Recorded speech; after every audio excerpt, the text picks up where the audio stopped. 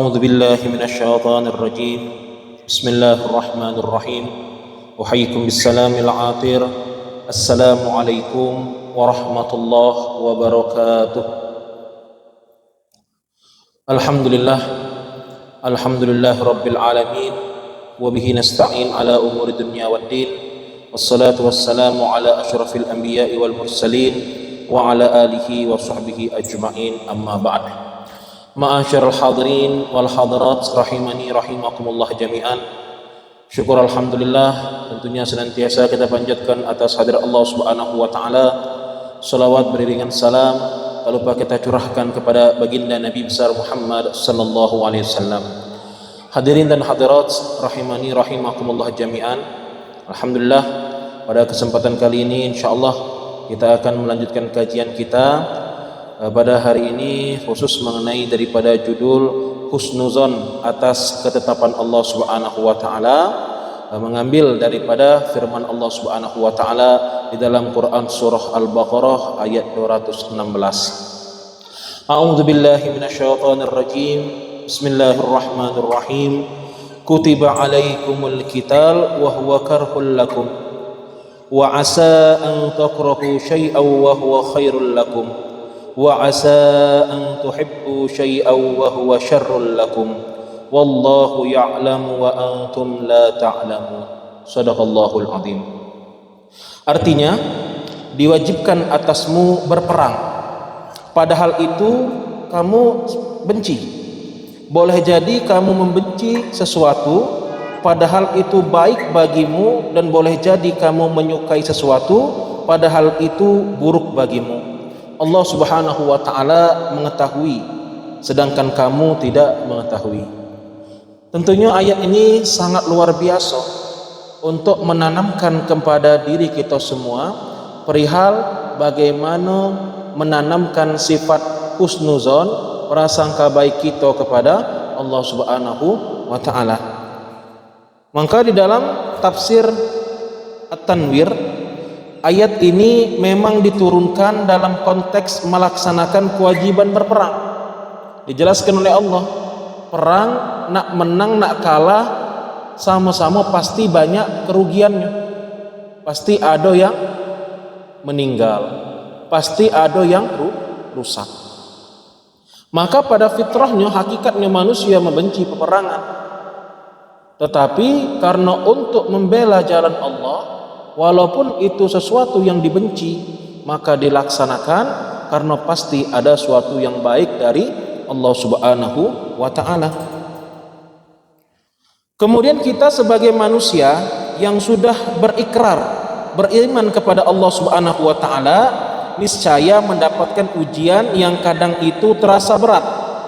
Namun yang penting bagi kita adalah bagaimana kita untuk mampu menyikapi daripada ujian tersebut.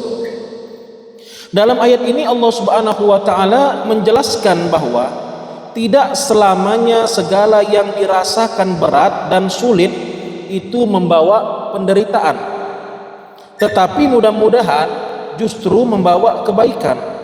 Allah Subhanahu wa taala memerintahkan sesuatu bukan untuk menyusahkan manusia, sebab di balik perintah itu akan banyak ditemui rahasia-rahasia yang membahagiakan manusia. Nah, masalahnya rahasia itu hanya Allah yang tahu. Maka diterangkan dalam akhir daripada ayat 216 bahwasanya Allah lebih mengetahui sedangkan kita tidak mengetahui. Sesuatu yang menimpa seorang hamba, jika itu kebaikan baginya, maka itu merupakan nikmat yang nyata, yang nampak. Dan jika itu keburukan baginya, maka itu juga nikmat dari sisi yang menghapus dosa-dosanya. Sama cak ketika kita dapat musibah, tidak jauh beda ketika sedang sakit. Banyak manusia ketika sedang sakit dia mengeluh, kenapa aku sakit, kenapa aku demikian. Tapi tidak sedikit juga ketika dia ditimpa dengan penyakit, dia senantiasa prasangka baik kepada Allah Subhanahu wa taala. Karena bagi mereka yang mengetahui daripada hakikat sakit, maka dia akan tetap mampu bersabar dan bersyukur kepada Allah Subhanahu wa taala. Karena salah satunya daripada ketika kita diuji dengan penyakit itu sama saja dengan menghilangkan daripada dosa yang pernah kita perbuat ketika kita sedang sehat. Dan ketika kita mampu bersabar, bisa jadi nantinya ketika diberikan kesembuhan oleh Allah, maka akan semakin dinaikkan derajat kita di hadapan Allah Subhanahu wa taala. Itu bagi mereka yang senantiasa mampu berprasangka baik kepada Allah Subhanahu wa taala. Namun bagi mereka yang tidak mampu prasangka baik tadi, malah akan semakin menimbulkan dosa di hadapan Allah Subhanahu wa taala. Senantiasa berutuan, marah, kenapa ini, maka bukan penghapusan dosa yang didapatkan, akan tetapi semakin numpuk daripada dosa yang dilakukannya walaupun tanpa disadarinya itu. Nah, ayat ini menerangkan hal yang luar biasa sama cak kita mengenai ibadah 5 waktu kita. Tentu ibadah 5 waktu kalau tidak didasari dengan keimanan akan terasa berat. Apalagi pas subuh, as-salatu khairum minan naum, salat itu lebih baik dari tidur. Secara nafsu tentu kita pengen tidur, kita merasa tidur lebih baik dari melakukan sesuatu. Tetapi di sini Allah memberikan penjelasan, belum tentu yang engkau benci itu baik untuk kita. Banyak orang yang masih susah bangun subuh untuk sholat, padahal itu baik di sisi Allah Subhanahu wa taala, mengangkat daripada derajatnya di hadapan Allah Subhanahu wa taala karena menunaikan daripada kewajibannya.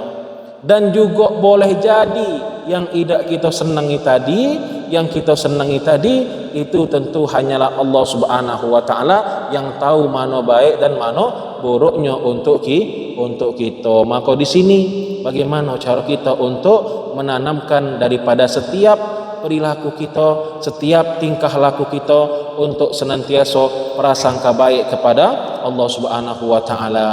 Maka selain prasangka baik sama manusia, tanamkan dalam diri kita prasangka baik kepada Allah Subhanahu wa taala, karena pasti ada hikmah dari setiap ujian, musibah atau amaliyah yang kita lakukan. Walaupun secara nafsu memberatkan kita, tapi pasti ada fadilah yang luar biasa yang menanti di hadapan kita semua. Mudah-mudahan apa yang kita kaji pada siang hari ini bermanfaat, terutama tentang menanamkan daripada sabar dan juga menanamkan sifat prasangka baik kepada Allah Subhanahu wa taala. Dan tentunya senantiasa kita doakan untuk diri kita, keluarga tercinta kita, kerabat kita yang saat ini sedang sakit, sedang dirawat, mudah-mudahan segera diberikan kesembuhan oleh Allah Subhanahu wa taala.